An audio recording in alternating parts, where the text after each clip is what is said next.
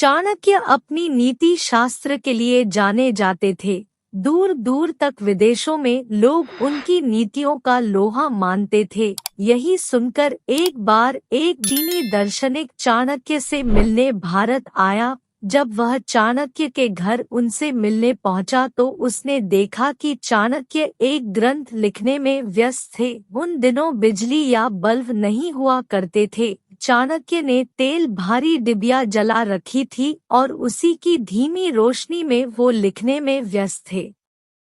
चाणक्य ने जैसे ही आगंतुक को देखा, उन्होंने जल्दी से अपना कार्य समाप्त किया और जो लैंप अभी जल रही थी उसे बंद कर दी और एक नई लैंप जला दी। दार्शनिक ने सोचा कि ये भारतीय लोगों का आगंतुक का सम्मान करने का कोई रिवाज होता होगा। उसने जिज्ञासावश चाणक्य से पूछा कि आपने जलती लैंप को बंद क्यों किया और फिर से नई लैंप जलाने के पीछे क्या कारण है?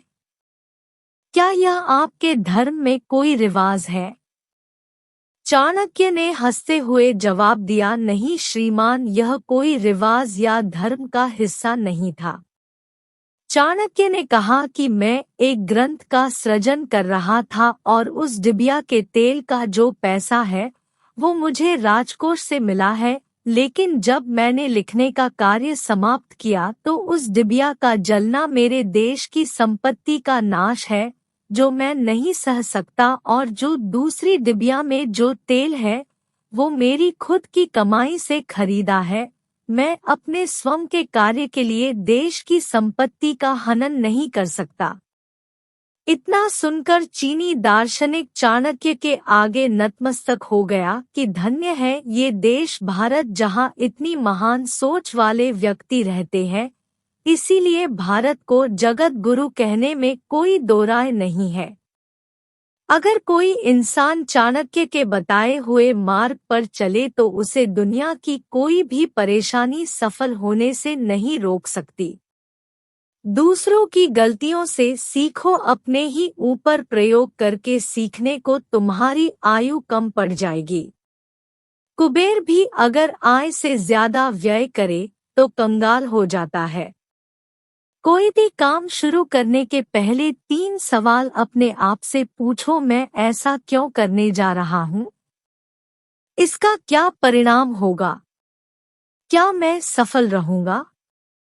भगवान मूर्तियों में नहीं है, आपकी अनुभूति आपका ईश्वर है। आत्मा ही आपका मंदिर है। व्यक्ति अपने कर्मों से महान होता है, अपने जन्म से नहीं। दुनिया की सबसे बड़ी ताकत पुरुष का विवेक और महिला की सुंदरता है। अज्ञानी के लिए किताबें और अंधे के लिए दर्पण एक समान उपयोगी है। अपने रहस्यों को किसी से भी उजागर मत करो। यह आदत आपके स्वयं के लिए ही घातक सिद्ध होगी। किसी भी व्यक्ति को बहुत ईमानदार और सीधा साधा नहीं होना चाहिए, क्योंकि सीधे वृक्ष और व्यक्ति पहले काटे जाते हैं। हर मित्रता के पीछे कोई स्वार्थ जरूर होता है, यह कड़वा सच है। ऐसे व्यक्ति जो आपके स्तर से ऊपर या नीचे के हैं, उन्हें दोस्त न बनाओ, वह तुम्हारे कष्ट का कारण बनेंगे। हमेशा समान स्तर के मित्र ही सुखदायी होते हैं। संसार में न कोई तुम्हारा मित्र है न शत्रु, तुम्हारा अपना विचार ही इसके लिए उत्तरदायी है। फूलों की सुगंध केवल वायु की दिशा में फैलती है, लेकिन एक व्यक्ति की अच्छाई हर दिशा में फैलती है।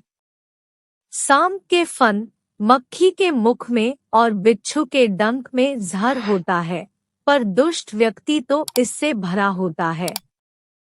वह जो हमारे चिंतन में रहता है वह करीब है, भले ही वास्तविकता में वह बहुत दूर ही क्यों ना हो, लेकिन जो हमारे हृदय में नहीं है वो करीब होते हुए भी बहुत दूर होता है। अपमानित होकर जीने से अच्छा मरना है। मृत्यु तो बस एक क्षण का दोहक देती है, लेकिन अपमान हर दिन जीवन में दोहक लाता है। परिश्रम वह चाबी है जो किस्मत का दरवाजा खोल देती है। चंद्रगुप्त किस्मत पहले ही लिखी जा चुकी है, तो कोशिश करने से क्या मिलेगा चाणक्य? क्या पता किस्मत में लिखा हो कि कोशिश से ही मिलेगा। जो व्यक्ति शक्ति न होते हुए भी मन से हार नहीं मानता, उसको दुनिया की कोई भी ताकत हरा नहीं सकती है। अपने ईमान और धर्म बेचकर कर कमाया गया धन अपने किसी काम का नहीं होता, अतः उसका त्याग करें, आपके लिए यही उत्तम है।